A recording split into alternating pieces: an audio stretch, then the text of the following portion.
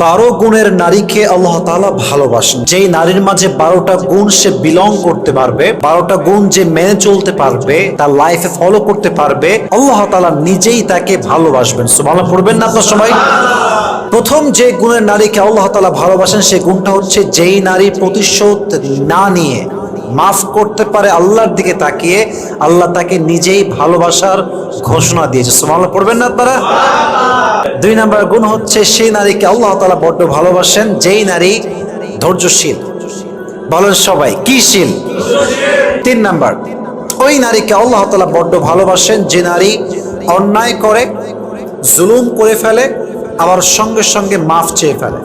আপনার জীবনে আপনি একটা সময় বেপরদা ছিলেন, আপনার একটা সময় অনেক ছেলে ফ্রেন্ড ছিল আশেপাশে, জাস্ট ফ্রেন্ড নামে আপনার অনেক ফ্রেন্ড ছিল, বাট রিসেন্টলি আপনি নিজেকে পরিবর্তন করে ফেলেছেন। কেমনে? জাস্ট নিয়ে যে আমি আর এগুলো করবো না, না, এটা করলে হবে না, আপনাকে তওবা করতে হবে। তওবাকারী নারীকে ভালোবাসে একজন, আওয়াজ দিয়ে বলেন তো তিনি কে?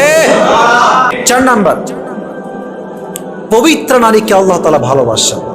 5 নাম্বার, সেই নারীকে আল্লাহ তাআলা বড্ড ভালোবাসেন যে নারী গীবত করতে পছন্দ করে না।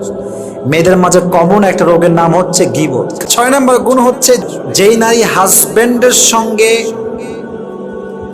হাসি খুশি থাকে, হাসি মুখে কথা বলে, হাসি মুখে ট্রিট করে, একটুতেই খাইস্টা বেড়ির মতো মানে খাইস্টামি করে না, এই নারীকে আল্লাহ তাআলা নিজেই ভালোবাসে। সুবহানাল্লাহ পড়ে সবাই। যে নারী স্বামীর সঙ্গে খারাপ ব্যবহার করে তাকে আল্লাহ ভালোবাসতে পারে না, ঠিক কিনা বলেন? 7, যেই নারী নিজের চোখের হেফাজত করে, চোখের হেফাজত পুরুষের জন্য নয়, নারীর জন্য চোখের হেফাজত। মাঝে মাঝে দেখবেন যে রাস্তায় যাচ্ছেন, চোখ পড়ে গেছে এক মেয়ের দিকে, দেখবেন সেও তাকায় আছে, এটা ঠিক না।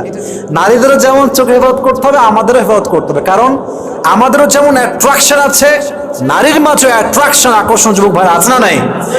যে নারী স্বামীর দিকে শুধু তাকায়, অন্য পুরুষদের চোখ হেফাজত করে, তাকে আল্লাহ তাআলা নিজেই ভালোবাসে। সুবহানাল্লাহ পড়েন সবাই। 8, যে নারী বাইরে বের হওয়ার সময় পারফিউম ইউজ করে না যুবক ভাই। যেই নারী বাইরে পারফিউম ইউজ করে বের হয়, যেই পরপুরুষ তার গায়ের ঘ্রাণ পায়, প্রত্যেকটা পরপুরুষের সঙ্গে জিনা করার গুনাহ তার আমল নামায় লেখা হয়। নাউজুবিল্লাহ পড়বেন না আপনারা? 9 নাম্বার, যেই মেয়ে স্বামীর আনুগত্যশীল, স্বামীর কথা শোনে, তাকে আল্লাহ তাআলা নিজেই ভালোবাসে। সুবহানাল্লাহ পড়বেন না আপনারা? 10, যেই নারী পর্দাশীল, তাকে আল্লাহ তাআলা বড্ড ভালোবাসে।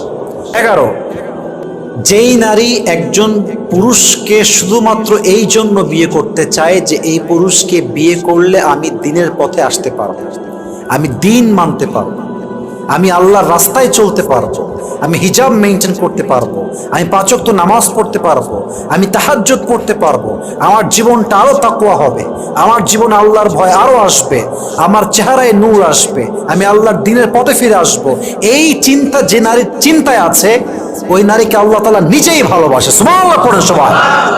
12 নম্বর গুণ, যেই নারী আব্বা আম্মাকে ভালোবাসে, আল্লাহ তাআলা তাকে ভালোবাসে। আমরা প্রেসাইজলি বলেছি, যতটুকু পারা যায় আমরা চেষ্টা করেছি। আল্লাহ প্রত্যেকটা মা বোনকে এই 12টি গুণ তাদের জীবনে ধারণ করার তৌফিক দান করুক। আমরা সকলেই মন খুলে পড়ছি আমিন।